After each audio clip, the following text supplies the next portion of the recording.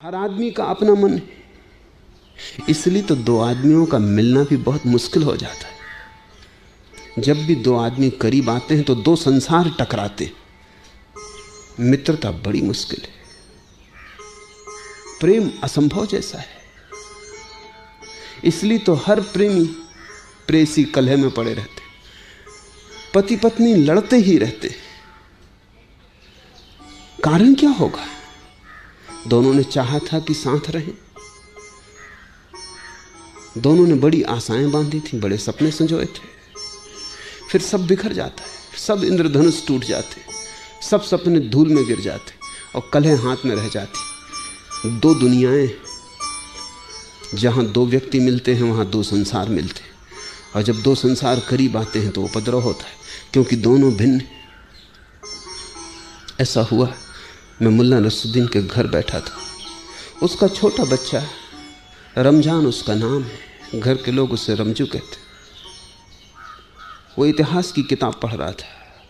अचानक उसने आंख उठाई और अपने पिता से कहा, पापा, युद्धों का वर्णन है इतिहास में, युद्ध शुरू कैसे होते? पिता ने कहा, समझो कि पाकिस्तान हिंदुस्तान पर हमला करते, मान लो इतना बोलना था कि चौके से पत्नी ने कहा, यह बात गलत है, पाकिस्तान कभी हिंदुस्तान पर हमला नहीं कर सकता, और न कभी पाकिस्तान ने हिंदुस्तान पर हमला करना चाहा है। पाकिस्तान तो एक शांत इस्लामी देश है, तुम बात गलत कह रहे हो। मुल्ला थोड़ा चौंका। उसने कहा कि मैं कह रहा हूं सिर्फ समझ लो, सपोज, मैं कोई ये नहीं कह रहा हूं कि युद्ध हो रहा है और पाकिस्तान ने हमला कर दिया, मैं तो सिर्फ समझाने के लिए कह रहा हूं कि मान लो। पत्नी ने कहा, जो बात हो ही नहीं सकती उसको मानो क्यों? तुम गलत राजनीति बच्चे के मन में डाल रहे हो। तुम पहले से ही पाकिस्तान विरोधी हो, और तुम्हारी इस्लाम से भी तुम्हारा मन तालमेल नहीं खाता, तुम ठीक मुसलमान नहीं हो, और तुम लड़के के मन में राजनीति डाल रहे हो, और गलत राजनीति डाल रहे हो। ये मैं न होने दूंगी। वो रोटी बना रही थी, अपना बेलन लिए बाहर निकल आई। उसे बेलन लिए देख के मुल्ला ने भी अपना डंडा उठा लिया। उस छोटे बच्चे ने कहा, पापा रुको, मैं समझ गया कि युद्ध कैसे शुरू होते।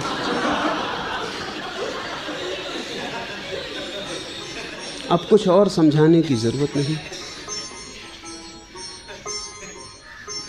जहां दो व्यक्ति हैं, जैसे उनका करीब आना शुरू हुआ कि युद्ध की संभावना शुरू हो गई। दो संसार हैं, उनके अलग अलग सोचने के ढंग, अलग अलग देखने के ढंग, अलग उनकी धारणाएं, अलग परिवेश में वे पले, अलग अलग लोगों ने उन्हें निर्मित किया है, अलग अलग उनके धर्म है, अलग अलग राजनीति है, अलग अलग मन है, सार संक्षिप्त। और जहां अलग अलग मन है वहां प्रेम संभव नहीं, वहां कलह ही संभव। मन कलह का सूत्र है। इसलिए तो संसार में इतनी कठिनाई है प्रेमी खोजना। मित्र खोजना असंभव मालूम होता है। मित्र में भी छिपे हुए शत्रु मिलते, और प्रेमी में भी कलह की ही शुरुआत होती। दो संसार कभी भी शांति से नहीं रह सकते। उसका कारण, एक संसार भी अपने भीतर कभी शांति से नहीं रह सकता। दो मिलके अशांति दुगनी हो जाती। तुम अकेले भी कहां शांत हो, तुम्हारा मन वहां भी अशांति पैदा किए हुए। फिर जब दो मन मिलते हैं तो अशांति दुगनी हो जाती। जितनी ज्यादा भीड़ होती जाती उतनी अशांति सघन होती जाती, क्योंकि उतने संसार कलह में पड़ जाते।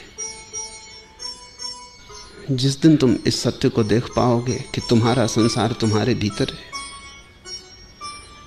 और तुम उसी संसार के आधार पर बाहर की खूंटियों पर संसार निर्मित कर रहे हो, इसलिए सवाल बाहर के संसार को छोड़कर भाग जाने का नहीं, भीतर के संसार को छोड़ देने का है।